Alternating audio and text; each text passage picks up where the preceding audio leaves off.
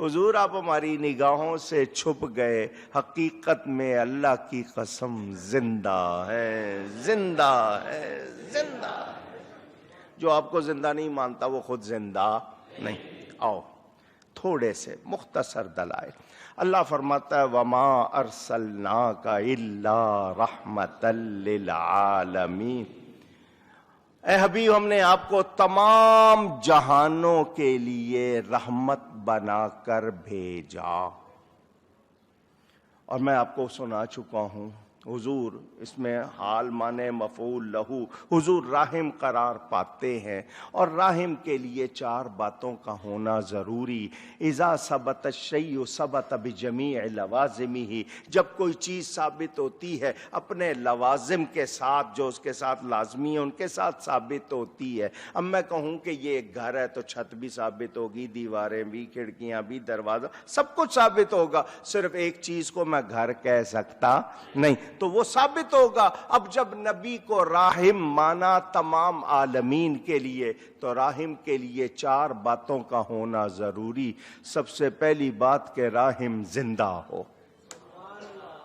مردہ تو خود قابل رحم ہوتا ہے، راحم کے لیے ضروری ہے کہ وہ باخبر ہو، قریب ہو، رحمت کی قدرت و طاقت رکھتا ہو۔ یہ چار باتیں ضروری، زندہ ہو، باخبر ہو، قریب ہو، اور رحمت کرنے کی قدرت۔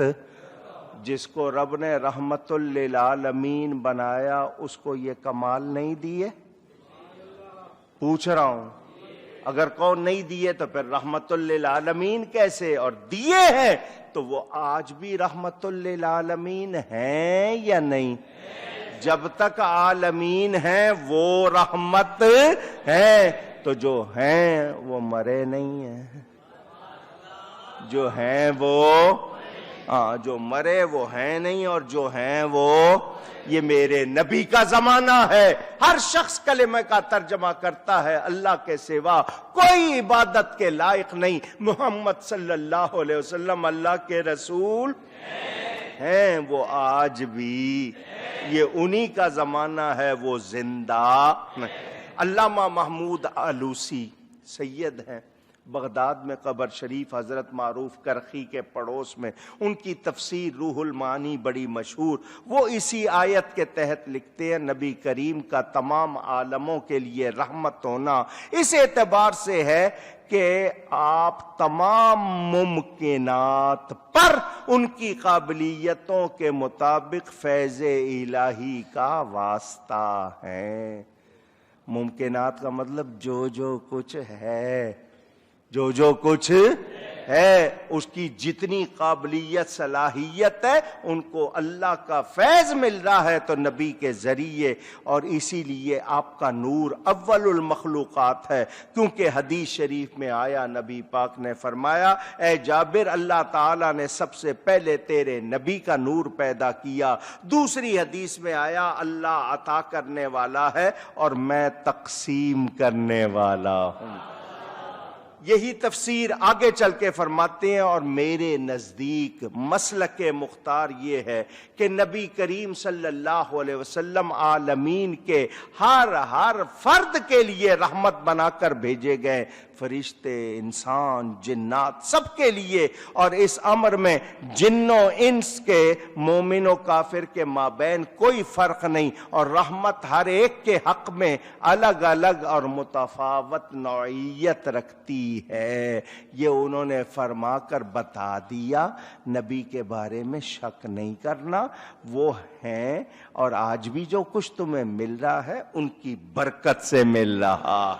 اور صاف لفظوں میں کہا صرف تم نہیں، سب کو، کافروں کو بھی مل رہا ہے تو نبی کے فیض سے مل رہا ہے۔ آؤ دوسروں کے گھر سے پوچھتے ہیں،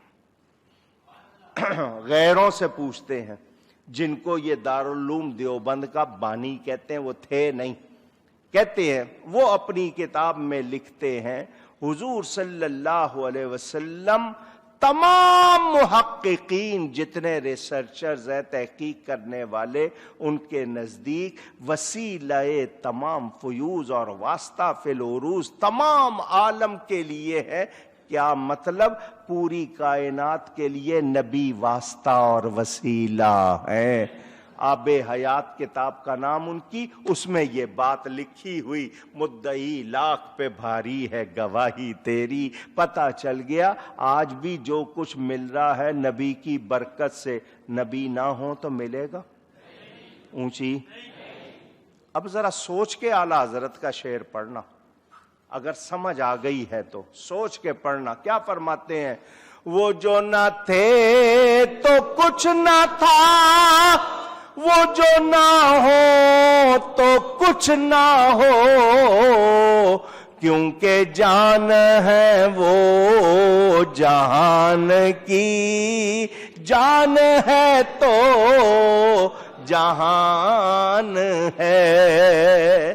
میرے نبی کے بغیر کوئی تصور، کائنات باقی رہ جائے، یہ دن رات کا سلسلہ رہ جائے؟ ہو سکتا؟ وہ جو نہ تھے کچھ نہ تھا، وہ جو نہ ہوں۔ سمجھ آ رہی ہے بات؟ سمجھ آ رہی ہے؟ مانتے ہیں میرے نبی کے بغیر کچھ بھی میرے دوستوں اور بزرگوں، یہ آپ لے لیں، میرے دوستوں اور بزرگوں توجہ کریں، میرے نبی پاک صلی اللہ علیہ وسلم آج بھی زندہ۔ سنیں، قرآن کہتا ہے وَلَلْآخِرَةُ خَيْرٌ لَكَ مِنَ الْأُولَى، محبوب تیرے لیے ہر آنے والا لمحہ گزرے ہوئے سے بہتر ہوگا۔ یہ کس کا وعدہ ہے؟ اونچی۔ اور اب وہ بہتر نہ ہو تو پھر وعدے کے بارے میں کیا کہو گے؟ کیا کہو گے؟ اللہ کا وعدہ تو غلط ہو نہیں سکتا، لوگوں کی سوچ غلط ہو سکتی ہے۔ مفسرین نے لکھا جب حضور صلی اللہ علیہ وسلم کی روح اقدس فرشتوں نے لی، اللہ کی بارگاہ میں گئے، اس روح نے اللہ کی بارگاہ میں عرض کی، یا اللہ تو مجھے جنت میں رکھ رہی ہے، مجھے یہ بتا تیری اس کائنات میں نبی کے جسم سے بہتر کوئی جگہ ہے؟ نبی کے جسم سے بہتر کوئی جگہ ہے؟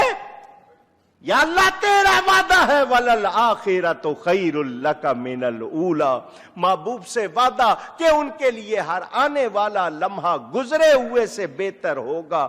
یہ بتا تیری کائنات میں، تیری اس جنت میں نبی کے جسم سے بہتر اگر کوئی جگہ نہیں ہے، مجھے پھر وہیں پہنچا دے۔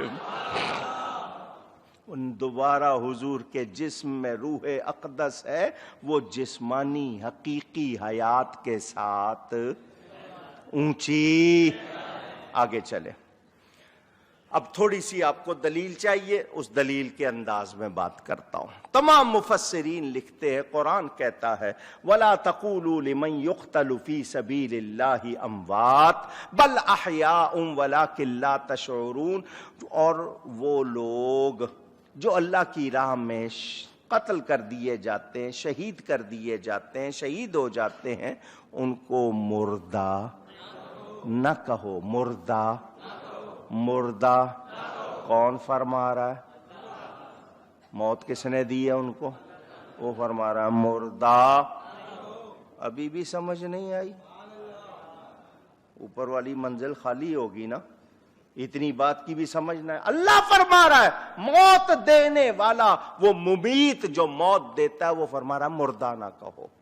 روح نکلی شہید کی یا نہیں نکلی؟ پوچھ رہا ہوں۔ اللہ فرماتا ہے مردہ نہ کہو۔ اور زندگی کس کو کہو گے؟ اللہ کیا فرماتا ہے بل احیاء، وہ زندہ ہیں، ولیکن لا تشعرون، تم سمجھ سکتے۔ فیصلہ ہو گیا، وہ تو زندہ ہیں، تمہاری سمجھ کام کر سکتی، وہ تو زندہ ہیں۔ اور جب کلمہ پڑھنے والا نبی کا امتی، جس کی روح نکل گئی، جس کی بیوی عدت کے بعد نکاح کر سکتی ہے، اللہ فرما رہا ہے مردہ نہیں کہنا، مردہ، وہ زندہ ہیں۔ اللہ فرما رہا ہے زندہ ہے، مگر تم سمجھ سکتے نہیں۔ یہاں فیصلہ ہو گیا جب ان کا کلمہ پڑھنے والے کی یہ شان ہے، نبی کی کتنی شان ہو۔ اچھا، آل عمران میں، یہ تو آپ نے پڑھی البقرہ کی، آل عمران میں ہے سوچنا بھی نہیں،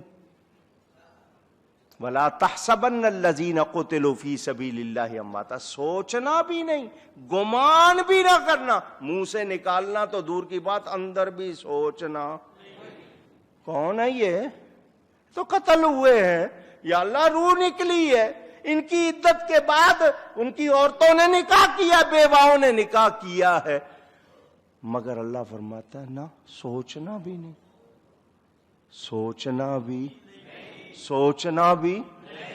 عقل والو ذرا سوچو، تم ذرا سوچو، وہ جن کی روحیں نکلی، جو دفن ہو گئے، ان کی بیواؤں نے نکاح کیے، اللہ فرماتا ہے نہ مردہ کہنا ہے نہ سوچنا ہے۔ یہ کس کا کلمہ پڑھنے والے ہیں؟ بغیر کلمہ پڑھے یہ شان ملی تھی؟ اب سنیں، یہاں سے دونوں آیتوں سے پتہ چلا شہداء زندہ ہیں، نہ زبان سے مردہ کہنا ہے نہ دل میں ان کو مردہ خیال کرنا ہے، ٹھیک ہے؟ قرآن کا فیصلہ۔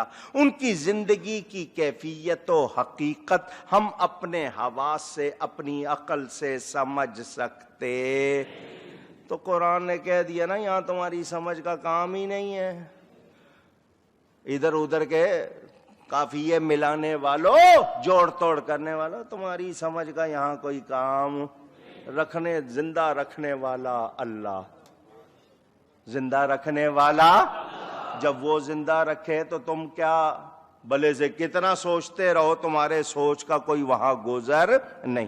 ہمیں کلام الہی پر بالکل یقین ہے، ہم یہ عقیدہ رکھنا چاہیے ہمیں کہ وہ زندہ ہیں، کھاتے ہیں، پیتے ہیں، اللہ کے فضل اور انعام پر خوشیاں مناتے ہیں۔ اگر ہم ان کی حیات کا انکار کریں یا لفظوں کا ہیر پیر کریں تو ہماری یہ جہالت، ہماری یہ حماقت اور کلام الہی پر یہ حماقت ہوگی، اور کلام الہی پر یقین نہ ہونے کی دلیل ہوگی، کیونکہ حیات کا صحیح اور حقیقی مفہوم وہ نہیں جو ہماری عقل میں آئے گا، ناقص عقل میں آئے گا، بلکہ وہ ہوگا جو خالق حیات، زندگی دینے والے نے بتایا ہے۔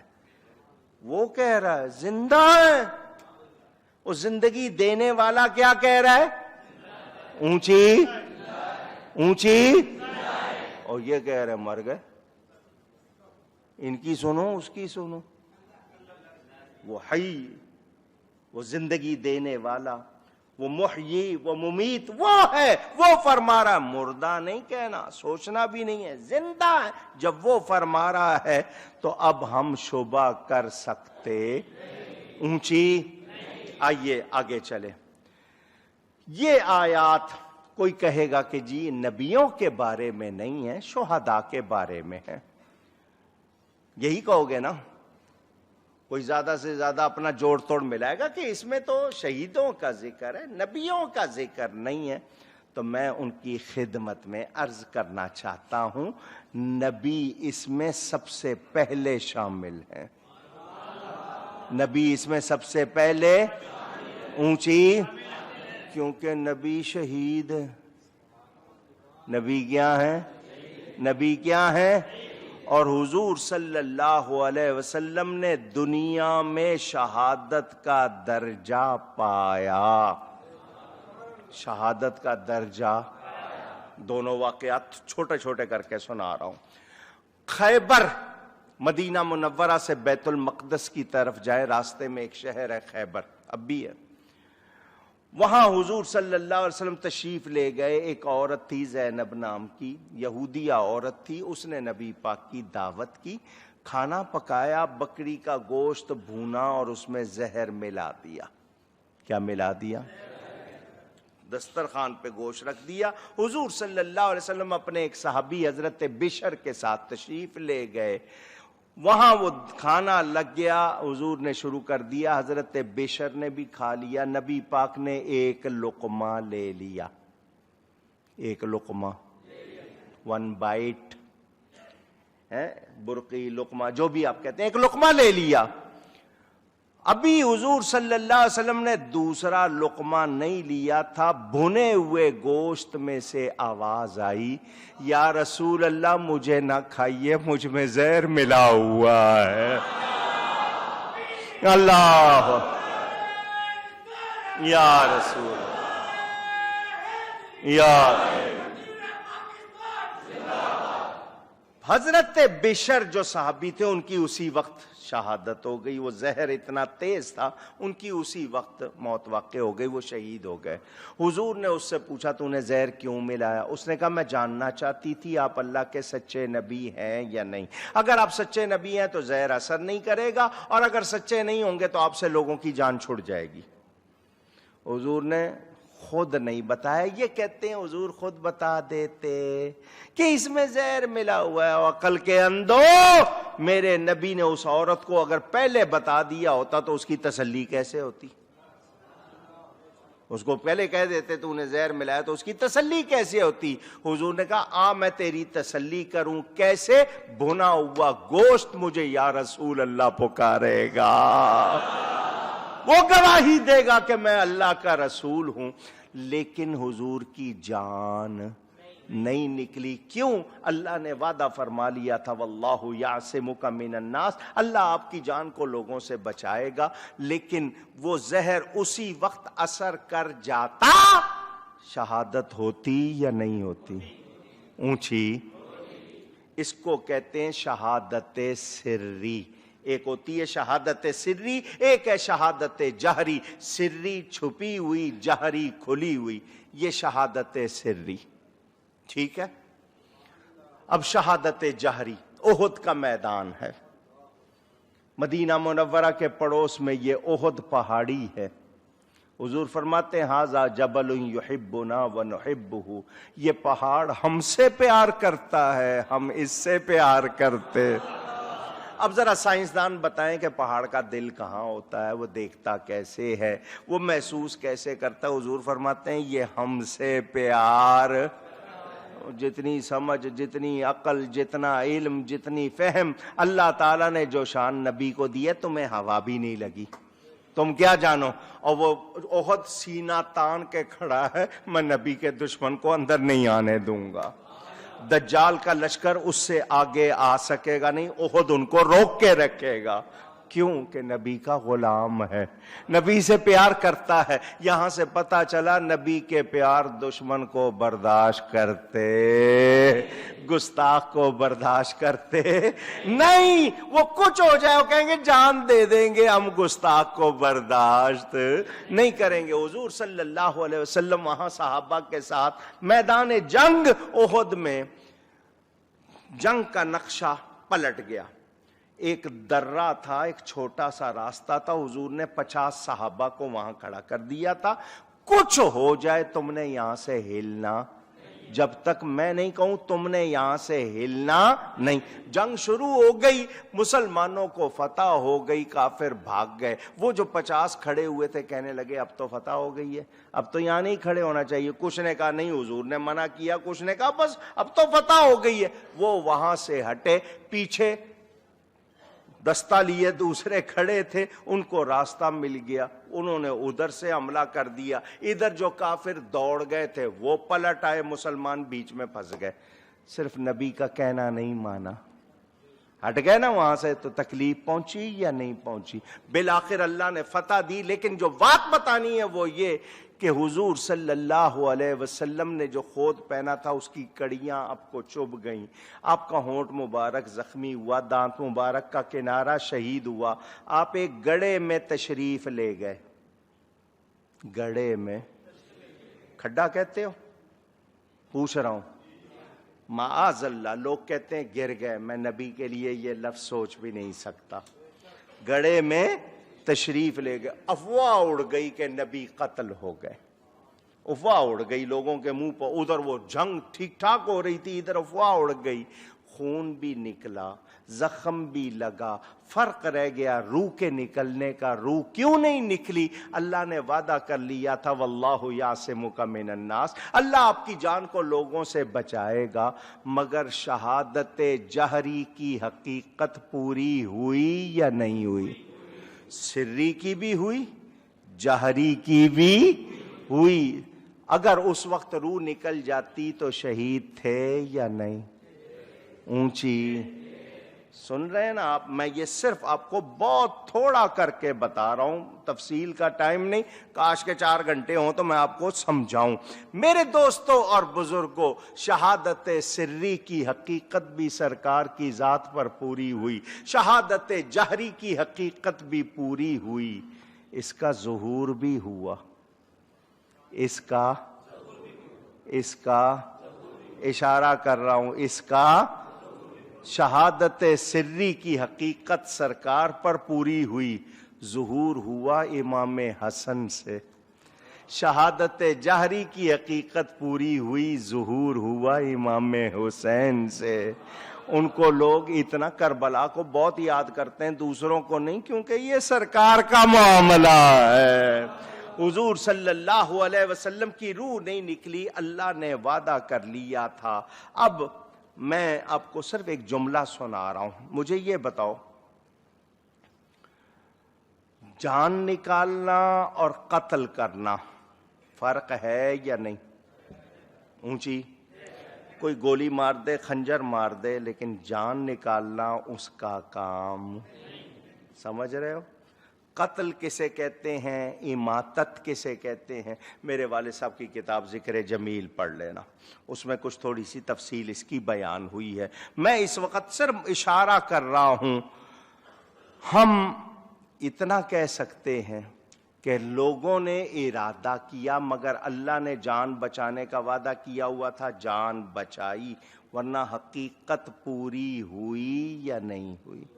تو پھر شہید کے لیے یہ کہنا کہ یہ آیت صرف شہیدوں کے لیے ہے، تو نبی تو پہلے شہید ہیں.